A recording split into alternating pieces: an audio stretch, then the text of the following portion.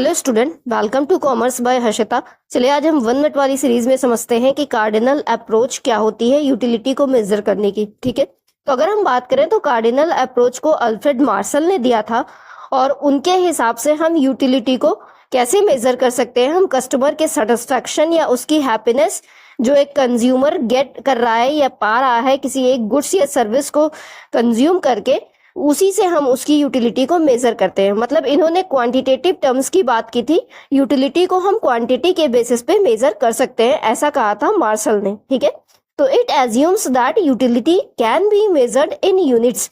इनके हिसाब से हम यूटिलिटी को यूनिट्स में मेजर कर सकते हैं और इन्होंने यूटिलिटी की यूनिट्स को यूटिल्स कहा था। ठीक है, कभी कभी एग्जाम में पूछा जाता है, तो याद रखिएगा कि इन्होंने यूनिट्स की यूटिलिटी की यूनिट्स को यूटिल्स कहा था। ठीक है, और जितनी नंबर ऑफ यूटिल्स हायर होती है उतना ज्यादा सेटिस्फैक्शन मिलता है। ठीक है, higher the number of utils the greater the satisfaction.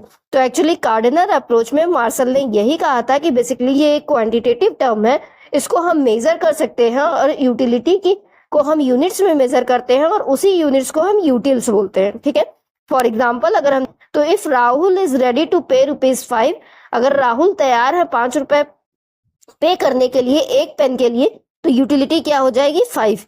This way we can say that the utility is measurable. तो इस हिसाब से हम कह सकते हैं कि यूटिलिटी मेजरेबल है। ठीक है, अगर वो 5 रुपए दे करके पेन खरीदने के लिए तैयार है तो कहीं ना कहीं हम यूटिलिटी कह सकते हैं कि 5 रुपए है। ठीक है, तो मतलब रुपीस के टर्म्स में इन्होंने यूटिलिटी को मेजर किया था।